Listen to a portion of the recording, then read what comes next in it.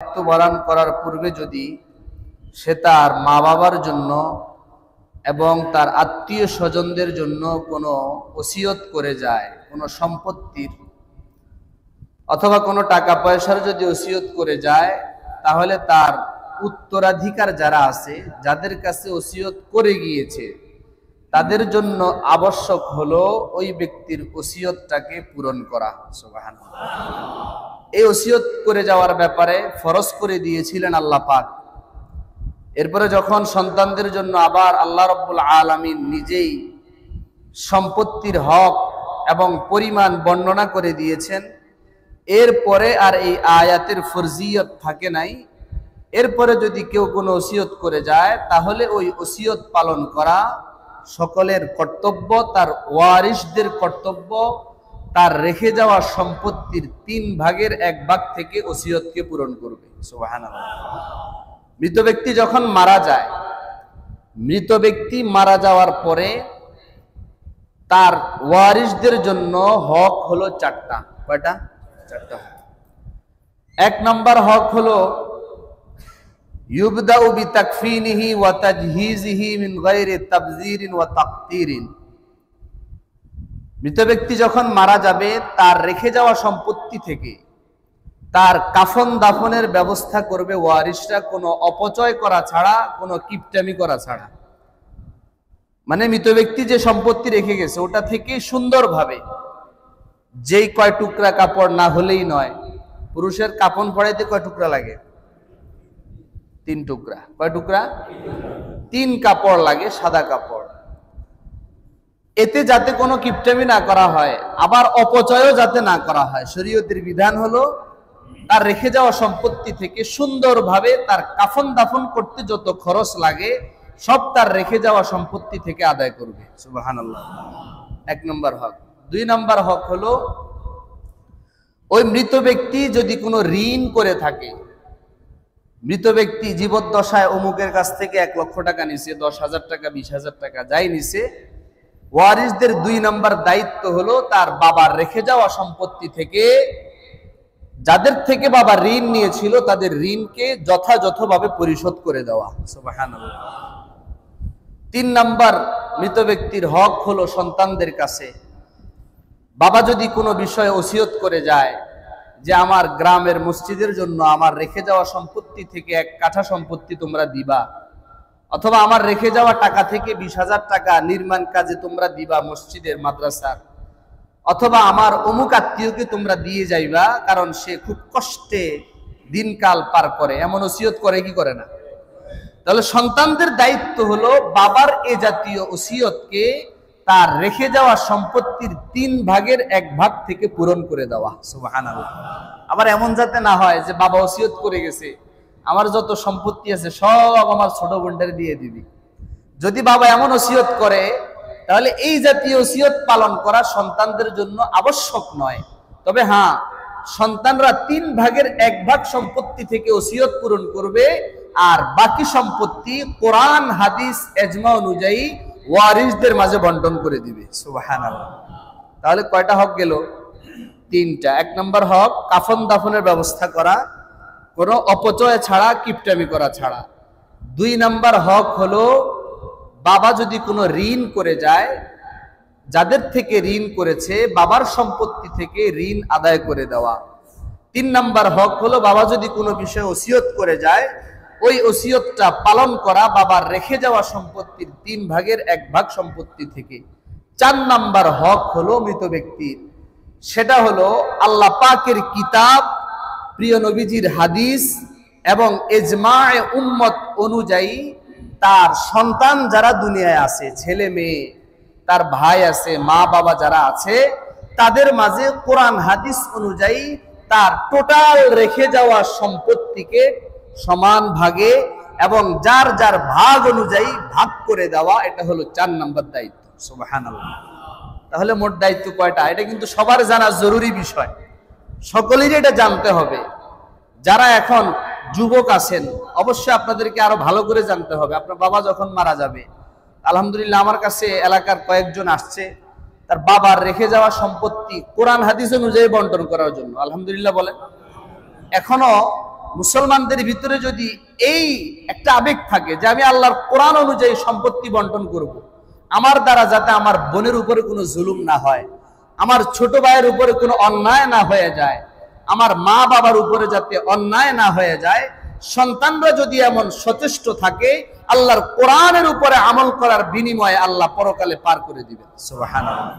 এজন্য আল্লাহ পাক আমাদেরকে কোরআন অনুযায়ী বাবা মার রেখে যাওয়া সম্পত্তিকে বন্টন করার তৌফিক দান করেন, বলেন আমিন। আজকে যে আয়াত আমি তিলাওয়াত করেছি সূরাতুল বাকারার 183 নম্বর আয়াত, আল্লাহ বলেন, ইয়া আইয়ুহাল্লাযীনা আমানু কুতিবা আলাইকুমুস সিয়াম কামা কুতিবা আলাল্লাযীনা মিন ক্বাবলিকুম লাআল্লাকুম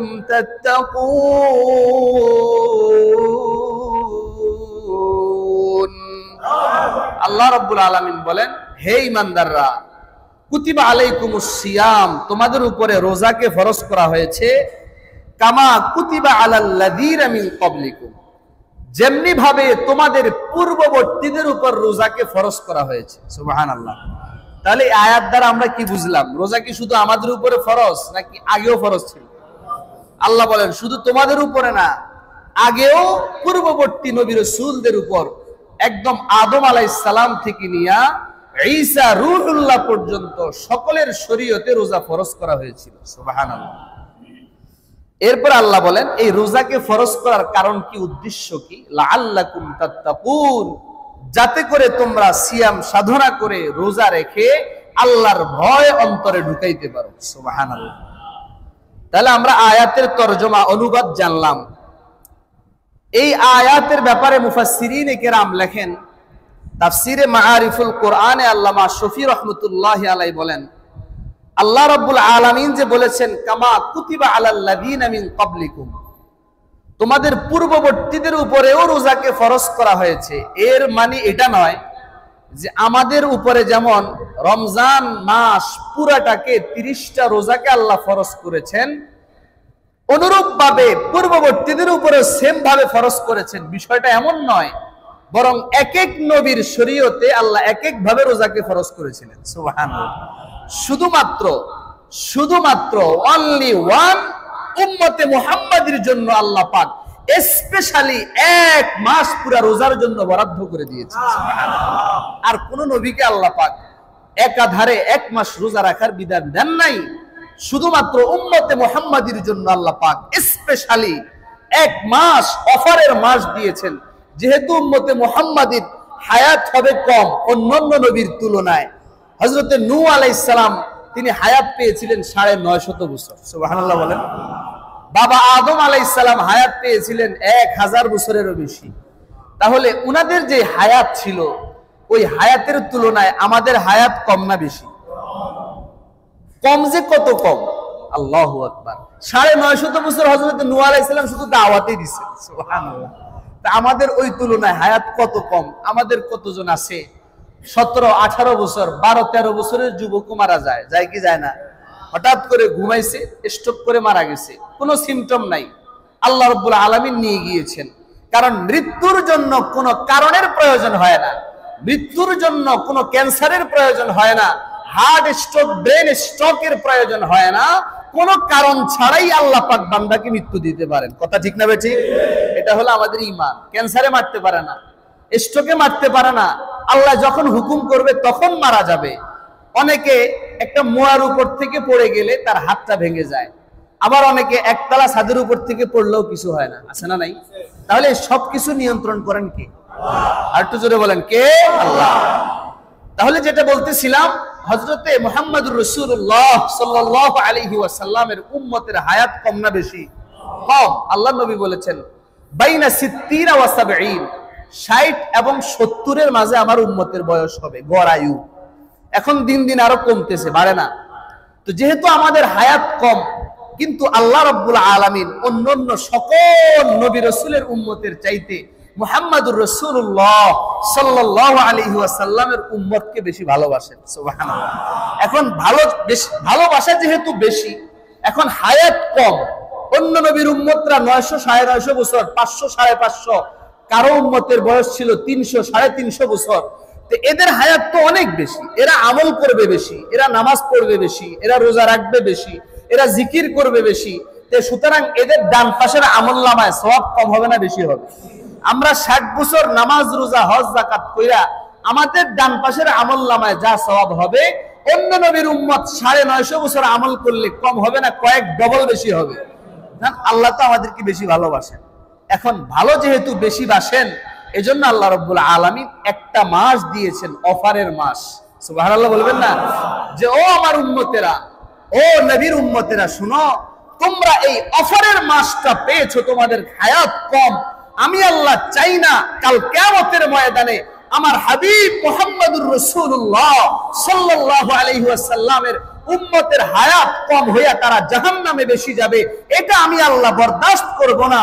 বরং আমি আল্লাহ তোমাদেরকে একটা অফারের মাস দিলাম, রমজান মাস। পুরো মাস তোমরা রোজা রাখবা। আমি আল্লাহ অন্য নবীর 950 বছর তারা যা আমল করেছে, এক মাসের অফারের মাসে আমল করে তার চাইতে বেশি আমল তোমার আমলনামায় আমি আল্লাহ লিখি। তুমি পুরা রমজান মাস, এক মাস ব্যাপী একটা নফল নামাজ আদায় করবা, একটা নফল ইবাদত করবা, আমি আল্লাহ তোমার আমলনামায় ফরজ হিসেবে লিখে দিব। আর একটু জোরে বলেন না সুবহানাল্লাহ। এই যে এতগুলো অফার আল্লাহ দিলেন কেন? আমাদেরকে ভালোবাসা আল্লাহর কম না বেশি? আল্লাহ রাব্বুল আলামিন উম্মতে মুহাম্মাদীকে বেশি ভালোবাসেন। আল্লাহ বলেন যে তোমরা এই অফারের মাসে একটা নফল আদায় করবা, আমি আল্লাহ তোমার আমলনামায় ফরজ লিখে দিব। সুবহানাল্লাহ। তুমি একটা ফরজ আদায় করবা, অন্যান্য মাসে 70টা ফরজ আদায় করার সওয়াব আমি আল্লাহ তোমার আমলনামায় লিখে দিব। এই সারা মাস ব্যাপী যদি আমরা এভাবে আমল, আলহামদুলিল্লাহ কিছুদিন আগে রমজান চলে গিয়েছে, আল্লাহর কাছে দোয়া করি আল্লাহ আগামী রমজান পর্যন্ত আমাদের হায়াত বাড়ায় দেয়, বলেন আমিন। কারণ এটা আমাদের জিন্দেগিকে আমলে পরিপূর্ণ করার এবং কাল কিয়ামতের ময়দানে ডান পাশের পাল্লাটাকে ভারী করার অন্যতম মাধ্যম হলো রমজান মাস। সুবহানাল্লাহ। ওই রোজার ব্যাপারে আল্লাহ পাক আলোচনা করছেন, তোমাদের উপরে রোজাকে ফরজ আমি এমনি করি নাই, কষ্ট দেওয়ার জন্য করি নাই, বরং আমি আল্লাহ তোমাদের সম্মান সবার চাইতে বাড়ায় দেওয়ার জন্য রমজানকে ফরজ করেছি। সুবহানাল্লাহ। আল্লাহ রাব্বুল আলামিন এজন্যই তো হাদিসে কুদসির মধ্যে বলেন, অন্যান্য সকল ইবাদতের সওয়াব আমি আল্লাহ ঘোষণা করে দিলাম। নামাজ জান্নাতের চাবি, তুমি যাকাত দিবা, ওই যাকাতের উসিলায় জান্নাত পাইবা। তুমি হজ করবা, হজের উসিলায় আমি আল্লাহ তোমার জিন্দেগীর গুনাহ খাতা মাফ করে দিব। সুবহানাল্লাহ। কিন্তু রোজা এমন একটা আমল যে এই রোজা যখন তুমি রাখবা, আমি আল্লাহর জন্য রাখবা, আর এর পুরস্কার আমি নিজ হাতে তোমাকে দিব। তাহলে রোজার পুরস্কার কে দিবেন? আল্লাহ দিবেন। কিভাবে দিবেন? নিজের হাতে দিবেন। সুবহানাল্লাহ। অন্য হাদিসে আল্লাহ বলেন, রোজা আমার জন্য, আর এই রোজার পুরস্কার আমি আল্লাহ নিজেই হয়ে যাব। সুবহানাল্লাহ। মানে রোজার পুরস্কার হিসেবে আল্লাহ আমাদের জন্য হয়ে যাবেন। আল্লাহ যদি কারো হয়ে যায় কোনো টেনশন আছে? আমরা সবাই আল্লাহকে চাই কি চাই না? আরো জোরে বলেন, কারা কারা চাই হাত তুলে নারায়ে তাকবীর। আল্লাহ আমাদের সকলকে আল্লাহকে পেয়ে জান্নাত পর্যন্ত যাওয়ার তৌফিক দেন, বলেন আমিন। তো এই আয়াতের ব্যাখ্যা মুফাসসিরিনে কেরাম লিখেছেন, অন্যান্য নবী রাসূলদের রোজা কেমন ছিল, আমাদের জন্য তো আল্লাহ পাক এক মাসের রমজান দিলেন, এক মাস রোজা রাখার জন্য ফরজ করলেন। তাও এমনি করেন নাই, 4 ধাপে আল্লাহ পাক ফরজ করেছেন। সুবহানাল্লাহ। এটা রমজানের আগে আলোচনা করেছি, সংক্ষেপে বলে দেই। 1 নম্বর ধাপ, আল্লাহর নবী মুহাম্মদুর রাসূলুল্লাহ সাল্লাল্লাহু আলাইহি ওয়াসাল্লাম মাসে 3 দিন রোজা রাখার জন্য আল্লাহ পাক আদেশ দিলেন। কয় দিন? এখনো রোজা আল্লাহ পাক ফাইনালি সবার জন্য ফরজ করেন নাই, মাত্র 3 দিন রোজা রাখার অভ্যাস করাইতেছেন। 2 নম্বর ধাপ, মদিনায় যাওয়ার পরে আশুরার দিনে রোজা রাখতেছে ইহুদিরা, ওটা দেখে নবীজি রোজা রাখলেন এবং উম্মতে মুহাম্মাদীর জন্য একদিন রোজা রাখা ফরজ করে দেওয়া হলো। সুবহানাল্লাহ বলেন না? তাহলে 2 নম্বর ধাপ গেল। 3 নম্বর ধাপ, এই যে আয়াতটা পড়লাম, এটা হলো 3 নম্বর ধাপ। আল্লাহ পাক রোজাকে ফরজ করেছেন। পরবর্তী আয়াতে বলেন, হ্যাঁ, তবে যদি কেউ অসুস্থ হয় অথবা সফরে থাকে অথবা যদি রোজা রাখতে সক্ষম তারপরেও যদি কেউ না রাখে, সে যদি ফিদিয়া দিয়ে দেয়, একজন গরিবকে খাওয়ায় দেয়, তাও হয়ে যাবে। সুবহানাল্লাহ। মানে রোজা ফরজ করেছেন, ছাড় দিয়েছেন, পুরাপুরি ফাইনালি কড়াকড়ি করেন নাই। 4 নম্বর ধাপে আল্লাহ পাক 185 নম্বর আয়াতে ফাইনালি উম্মতে মুহাম্মাদীর জন্য 1 মাসের রমজানের রোজাকে ফরজ করে দিয়েছেন। সুবহানাল্লাহ। তাহলে কয় ধাপে ফরজ করছেন? 4 ধাপে। এখন প্রশ্ন, অন্যান্য নবী রাসূলরা কেমনে রোজা রাখতো, তাদের উম্মতরা কিভাবে রোজা রাখতো, জানার দরকার আছে না নাই? আছে। মুফাসসিরিনে কেরাম লেখেন, বাবা আদম আলাইহিস সালাম তিনি মাসে 3 দিন রোজা রাখতেন। সুবহানাল্লাহ। বাবা আদমের শরীয়তে কয়টা রোজা ছিল? 3টা রোজা। মাসে কয়টা রোজা? হযরত আদম আলাইহিস সালাম মাসে 3টা রোজা রাখতেন।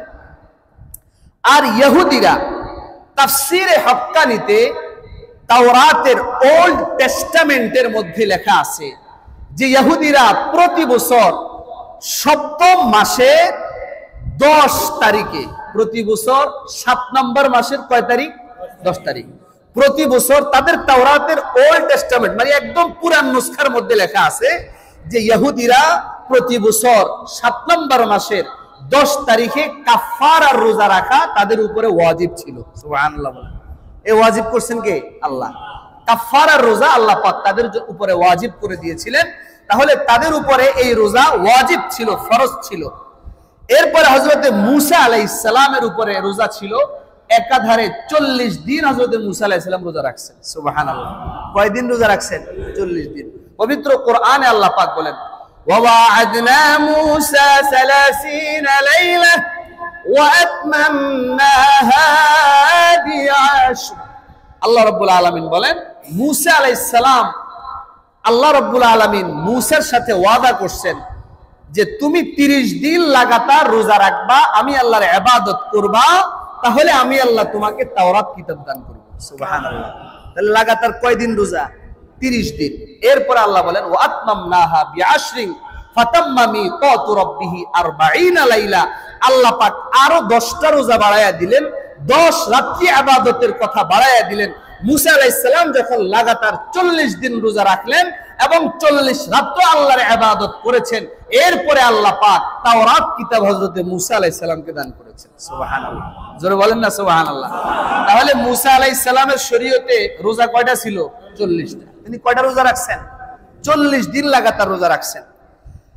এরপরে হযরতে দানিয়েল আলাইহিস সালাম, একজন নবী, নাম শুনছেন নি আপনারা? হযরতে দানিয়েল আলাইহিস সালাম তিনি একাধারে 3 সপ্তাহ রোজা রাখছেন। কয় সপ্তাহ? 3 সাতা 21 দিন তিনি রোজা রেখেছেন। এটা তার উম্মতের জন্য রোজা রাখা আল্লাহ পাক আবশ্যক করে দিয়েছিলেন। লাগাতার 3 সপ্তাহ 21 দিন রোজা রাখছেন। এই যে আমরা যেটা জানলাম, এক এক নবীর শরীয়তে রোজা এক এক রকম ছিল। হযরত ইউনূস আলাইহিস সালাম 40 দিন রোজা রেখেছেন। এভাবে বিভিন্ন নবী রাসূলদের রোজার সংখ্যা এক এক রকম ছিল। কিন্তু শুধুমাত্র আমার আপনার নবী মুহাম্মদুর রাসূলুল্লাহ সাল্লাল্লাহু আলাইহি ওয়াসাল্লামকে আল্লাহ পাক অন্যান্য সকল নবীর উপরে সম্মান দিয়া আমাদের জন্য স্পেশালি 1 মাস রোজা আল্লাহ ফরজ করে দিয়েছে। এই রোজা 1 মাস পায় আমরা খুশি না নারাজ? আর একটু জোরে বলেন, খুশি না নারাজ? কেমন খুশি! রমজান মাস যখন চলে আসে তখন আমাদের পুরো দেশের মুসলমানদের মধ্যে একটা পরিবর্তন চলে আসে, একটা আনন্দ অনুভব করে, সবাই রোজা রাখে আর ইফতারির আগ মুহূর্তে আল্লাহর দরবারে কান্নাকাটি করে, সাহরির সময় আল্লাহর দরবারে কান্নাকাটি করে, তাহাজ্জুদ পড়ে এবং আনন্দ চিত্তে তারা তারাবির নামাজ পালন করে। উম্মতে মুহাম্মাদিও আল্লাহর দেওয়া এই বিধানকে আনন্দ চিত্তে গ্রহণ করেছে। বলে সুবহানাল্লাহ। এটা হলো আল্লাহ পাক যেমন আমাদেরকে মায়া করে মুহাব্বত করে দান করেছেন, আমরাও ইনশাআল্লাহ আল্লাহর প্রতি আস্থা রেখে সম্মান রেখে যতদিন আল্লাহ হায়াত রাখেন ততদিন আমরা রমজানের 30টা রোজা রাখবো। বলেন ইনশাআল্লাহ। আল্লাহ সকলকে তৌফিক দিন, বলেন আমিন। এই রোজা ফরজ করার মূল উদ্দেশ্য আল্লাহ বলেন লাআল্লাকুম তাত্তাকুন। ও বান্দা, এই রোজা তোমাদেরকে 1 মাস রোজা রাখবা, এটা কঠিন বিষয়। অনেক সময় গরম বেশি থাকে, রোজা রাখতে তোমার কষ্ট হবে। আরে কষ্ট হলে হোক না, আমি আল্লাহ তো চাই এই রোজার দ্বারা তোমার অন্তরে আমার ভয় ঢুকে যাক। সুবহানাল্লাহ। তুমি যেমন সারাদিন আমি আল্লাহর ভয়ে 1 ঢোক পানিও খাও না, গলা শুকায় যায়, তোমার বুক শুকায় যায়, তোমার ক্ষুধায় পেটটা একদম ক্ষুধায় তৃষ্ণার্ত হয়ে যায়, পেটটা লেগে যায় পিঠের সাথে, তারপরেও তোমার সামনে ভ্যারাইটিস আইটেমের খানা থাকলেও তুমি আমি আল্লাহর ভয়ে খাও না। এই ভয়টা তোমার অন্তরে ঢুকানোর জন্যই আমি আল্লাহ রোজা ফরজ করেছি। সুবহানাল্লাহ। যখন তোমার অন্তরে এই ভয়টা ঢুকে যাবে তখন তুমি আমি আল্লাহকে পেয়ে যাইবা, আর আমি আল্লাহকে তুমি রোজার উসিলায় পাইলা মানে তোমার ঠিকানা জান্নাত হয়ে যাবে। আল্লাহু আকবার বলেন। আর একটু জোরে বলেন না আল্লাহু আকবার। তাহলে ফলাফল দাঁড়াইলো রোজার দ্বারা সরাসরি কাকে পাওয়া যায়? আর একটু জোরে বলেন কাকে? এই যে 2 দিন আগে আমরা রোজা রাখলাম আশুরার রোজাটা, এই আশুরার রোজা যখন আমরা রাখলাম, আল্লাহ রাব্বুল আলামিন ইফতার করার সাথে সাথে আগের 1 বছরের গুনাহ আল্লাহ মাফ করে দিয়েছে। নফল রোজার এত সওয়াব। এবং আরাফার রোজা আমরা কিছুদিন আগে রাখলাম, ওই আরাফার রোজা রাখার সাথে সাথে ইয়াউমে আরাফার রোজা যখন ইফতার শেষ করলাম, আল্লাহ আগের 1 বছরের গুনাহ মাফ করে দিয়েছেন, পরের 1 বছরের গুনাহ মাফ করে দিয়েছেন। আগ পর, অগ্রিম এবং অতীত 2 ভাবে 2 বছরের গুনাহ আল্লাহ পাক একটা নফল রোজার উসিলায় মাফ করেন। এবার বুঝেন ফরজ রোজার দাম আল্লাহর কাছে কত বেশি। সুবহানাল্লাহ। আল্লাহ আমাদের সকলকে আগামী রমজান পর্যন্ত হায়াত বাড়ায়া দেন এবং মৃত্যু পর্যন্ত আল্লাহ রাব্বুল আলামিন আমাদের সকলকে, সকল মা বোনদেরকে, সকল যুবক ভাইদেরকে রমজানের রোজাগুলো আস্থা এবং বিশ্বাসের সাথে রাখার তৌফিক দেন, বলেন আমিন। আইয়ামান মা'দুদাত। আল্লাহ বলেন বান্দা এই রোজাটার এত দাম, এত দাম। এই রোজা আমি আল্লাহ তোমাকে সারা বছর রাখার জন্য বলি না। হযরতে দাউদ যেমন সারা বছর রোজা রাখতেন, একদিন রোজা রাখতেন আরেকদিন রোজা ভাঙতেন, একদিন রোজা রাখতেন আরেকদিন রোজা ভাঙতেন। হযরতে দাউদ আবার কোন সময় লাগাতার রোজা রাখতেন। সুবহানাল্লাহ বলেন। আল্লাহ বলে বান্দা আমি তোমাদের জন্য এত কঠিন করি নাই, মাত্র কয়েকটা দিন, একটা মাস আমি আল্লাহ তোমাদের জন্য রোজা ফরজ করেছি। তোমরা যদি আমি আল্লাহর এই বিধানটাকে মাথা পেতে মেনে নিতে পারো, কাল কিয়ামতের ময়দানে যখন প্রত্যেকটা মানুষ 1 গ্লাস পানির জন্য ইয়া নাফসি করবে, আমার বান্দারা সূর্যের তাপে যখন তাদের কলিজাটা শুকায় যাবে, যখন তারা পানির পিপাসায় আল্লাহকে ডাকতে থাকবে, ফেরেশতাদেরকে ডাকতে থাকবে, কিন্তু কোথাও কোনো পানি পাওয়া যাবে না। আল্লাহ বলেন বান্দা তুমি যদি রমজানের 1 মাস আমি আল্লাহর জন্য রোজা রাখতে পারো, আমি আল্লাহ কিয়ামতের ময়দানে নিজের হাতে তোমাকে পানি পান করাবো। রোজা এত দামি একটা আমল, কিয়ামতের ময়দানে 1 গ্লাস পানির জন্য কেউ কেউ 500 বছরের ইবাদত দিয়ে দিবে। আল্লাহ আমারে 1 গ্লাস পানি দেন। আল্লাহ বলেন বিনিময়ে কি দিবা? ওই বুজুর্গ বলেন আল্লাহ আমি 500 বছর লাগাতার সিজদায় পড়ে আপনার ইবাদত করেছি, আপনি আমার ওই 500 বছরের ইবাদত নিয়ে যান, বিনিময়ে আমারে 1টা গ্লাস পানি দেন। সুবহানাল্লাহ বলেন না, আর একটু জোরে বলেন না সুবহানাল্লাহ। তাহলে 1 গ্লাস পানির বিনিময়ে কত বছরের ইবাদত? 500 বছরের ইবাদত। 1 গ্লাস পানি খাওয়া শেষ, এরপরে আবার যখন সূর্যের তাপে তার পিপাসা লাগলো, আল্লাহ রাব্বুল আলামিন তার সামনে আরেকটা গ্লাস ধরলেন। ওই ব্যক্তি, ওই বান্দা আল্লাহকে বলল আল্লাহ আরেক গ্লাস পানি দেন। আল্লাহ বলেন বান্দা বিনিময়ে এবার কি দিবা? সুবহানাল্লাহ বলেন। বিনিময়ে এবার কি দিবা? এবার আল্লাহর ওই বুজুর্গ সিজদায় পড়ে গেল। আল্লাহ আমি বুঝলাম যে ইবাদত দিয়ে জান্নাতে যাওয়া যাবে না, জান্নাতে যদি যেতে হয় আপনার রহমতের কোনো বিকল্প নাই। সুবহানাল্লাহ। আর এই আল্লাহর রহমত পাওয়া যায় রমজানের প্রথম 10 দিনে। সুবহানাল্লাহ বলেন। প্রথম 10 দিনকে কিসের 10 দিন বলা হয়? রহমতের 10 দিন। ওই 10 দিন আল্লাহ ব্যাপকভাবে সারা পৃথিবীর রোজাদারদের উপরে স্পেশালি রহমত আসমান থেকে নাজিল করতে থাকে। ওই রহমত গুলাকে পুঁজি করেই জান্নাতে যাওয়া সম্ভব। আল্লাহ রাব্বুল আলামিন আমাদেরকে আল্লাহর স্পেশাল রহমত গুলো খুঁজে নেওয়ার তৌফিক দেন, বলেন আমিন। আল্লাহ বলেন আইয়ামাম মা'দুদাত, গুনাহগন্তি কয়েকদিন তোমরা রোজা রাখবা, এই রোজা রাখার বিনিময়ে আমি আল্লাহ তোমাদের জন্য জান্নাত দিয়ে দিলাম। সুবহানাল্লাহ। আল্লাহর নবীর প্রিয় সাহাবী হযরতে তালহা রাদিয়াল্লাহু তাআলা আনহু একবার নবীজিকে রাস্তায় দেখে জড়ায়া ধরলেন। সুবহানাল্লাহ বলেন। নবীজিকে রাস্তায় দেখে জড়ায়া ধরলেন, ইয়া রাসূলুল্লাহ, ইয়া হাবিবাল্লাহ, অনেক দিন পরে আপনাকে দেখলাম, আপনার প্রতি আমার দিলে অনেক মহব্বত, অনেক মায়া। নবী গো এমন একটা আমলের কথা বলেন যে আমল দিয়ে আল্লাহর জান্নাতে যাওয়া যাবে। সুবহানাল্লাহ।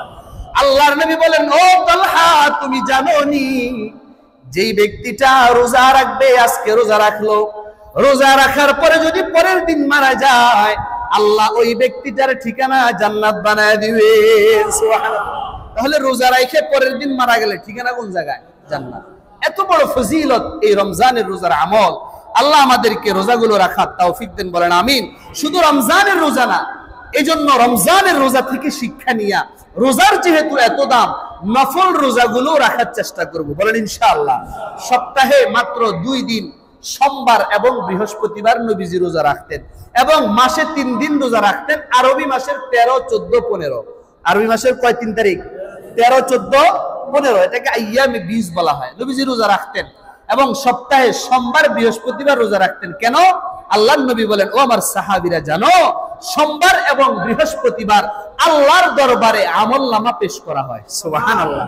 তোমার সারা সপ্তাহে কি আমল করছো, শনিবার থেকে নিয়া শুক্রবার থেকে নিয়ে সোমবার পর্যন্ত কি আমল করছো, ওটা আল্লাহর দরবারে সোমবারে উপস্থাপন করা হয়। সুবহানাল্লাহ। তো আমি চাই যে আমার আমলনামাটা রোজা অবস্থায় আল্লাহর কাছে যাক। সুবহানাল্লাহ। এবং সোমবার থেকে নিয়ে বৃহস্পতিবার পর্যন্ত আমলনামা আল্লাহর দরবারে বৃহস্পতিবারে পেশ করা হয়। আমি চাই আমার এই আমলনামাটাও রোজা অবস্থায় আল্লাহর কাছে যাক। সুবহানাল্লাহ। এই জন্য পারলে সোমবার বৃহস্পতিবার রোজা রাখা, যদি সম্ভব হয় প্রতি মাসে 3 দিন রোজা রাখা। আরবি মাসের 13, 14, 15। হযরত আদম আলাইহিস সালামও 3 দিন রোজা রাখতেন। 3 দিন রোজা রাখলে শরীরের জন্য উপকার হয়। ডাক্তাররা বলেন যে রোজা রাখলে পরে শরীর থেকে অনেক খারাপ ব্যাকটেরিয়া গুলো দূর হয়ে যায়। সুবহানাল্লাহ। এটা বিজ্ঞানীদের ভাষা। এবং আল্লাহর নবী বলেন প্রত্যেকটা জিনিসেরই যাকাত আছে। যেমন আমরা আমাদের সম্পদের যাকাত দিয়ে থাকি, 1 বছরে যদি নেশাব পরিমাণ মাল হয়ে যায় যাকাত দিতে হয়।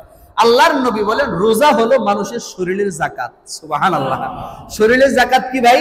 রোজা। আপনি যখন রোজা রাখবেন আপনার শরীরের স্বাস্থ্যটা সিমসাম হয়ে যাবে, রোগ বালাই থেকে মুক্ত হয়ে যাবে। বিনিময়ে আল্লাহ রাব্বুল আলামিন দুনিয়া এবং আখিরাতের সফলতা আপনাকে দান করবেন। সুবহানাল্লাহ।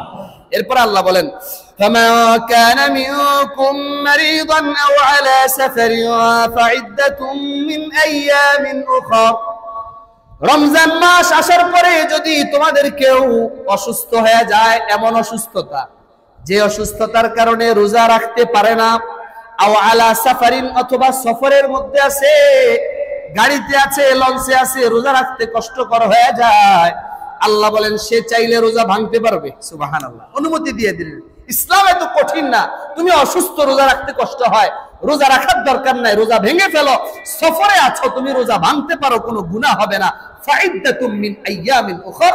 তবে অন্য সময় যখন তুমি সুস্থ হয়ে যাবা অথবা তোমার সফর শেষ হয়ে যাবে, তখন গিয়া এই রোজাগুলোর কাজা করে দিবা। সুবহানাল্লাহ। এরপরে আল্লাহ বলেন, ওয়া আলাল্লাযীনা ইউতীকুনাহু ফিদিয়াতু তাআমু মিসকিন।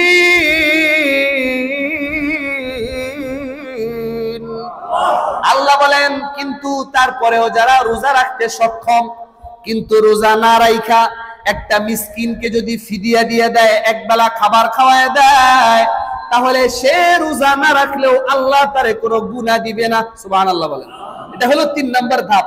মানে ইসলামের প্রথম যুগে এরকম একটা সুযোগ ছিল যে কেউ যদি রোজা না রাখে, ইচ্ছা কইরা না রেখে যদি একজন মিসকিনকে টাকা দিয়ে দেয়, ফিদিয়া দিয়ে দেয়, তাহলে তার ওই রোজাটা আদায় হয়ে যাবে। সুবহানাল্লাহ। কিন্তু এর পরবর্তী আয়াত যখন আল্লাহ নাজিল করলেন, এর দ্বারা এই আয়াতটা রহিত হয়ে গেছে। আল্লাহ বলেন, ফামান তাতাওয়া খায়রান ফাহুয়া খায়রুল্লাহ। এই সুযোগ থাকা সত্ত্বেও যারা রোজা রাখবে, রোজা ভাঙবে না, এটা তাদের জন্য অনেক উত্তম হবে আল্লাহর দরবারে। সুবহানাল্লাহ। ওয়া আনতা সুমু খায়রুল লাকুম। আল্লাহ বলেন সুযোগ আছে কিন্তু রোজা রাখা তোমাদের জন্য উত্তম, ইন কুনতুম তা'লামুন, যদি তোমরা রোজার ফজিলত সম্পর্কে জানো। সুবহানাল্লাহ। মানে এই বিধান যখন ছিল তখনও আল্লাহ বলেন সুযোগ আছে রোজা না রাখা মিসকিনকে খাবার খাওয়ায় দেওয়া, কিন্তু আমি আল্লাহ বলছি রোজা রাখা হলো উত্তম। সুবহানাল্লাহ। এরপরে আল্লাহ রাব্বুল আলামিন বলেন, শাহরু রমাদান আল্লাযী উনজিলা ফীহিল কুরআন।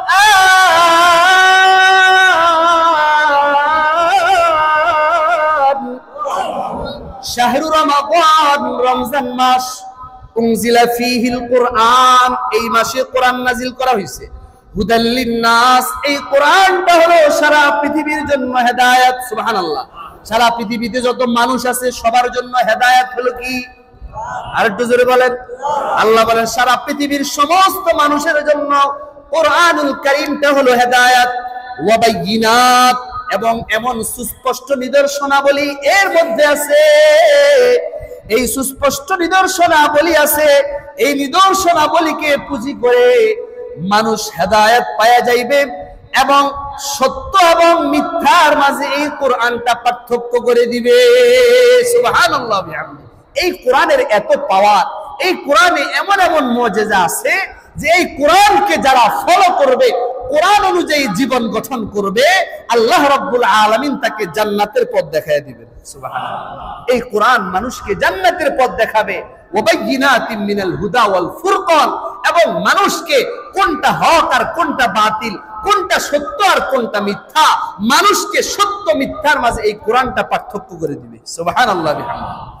এরপর আল্লাহ রাব্বুল আলামিন বলেন, ফামান শাহিদা মিনকুমুশ শাহরা ফালইয়াসুমহু, সুতরাং তোমাদের মধ্য থেকে যদি কেউ এই রমজান মাসটা পায়া যায়, তার জন্য রোজা রাখা আমি আল্লাহ ফরজ করে দিলাম। সুবহানাল্লাহ।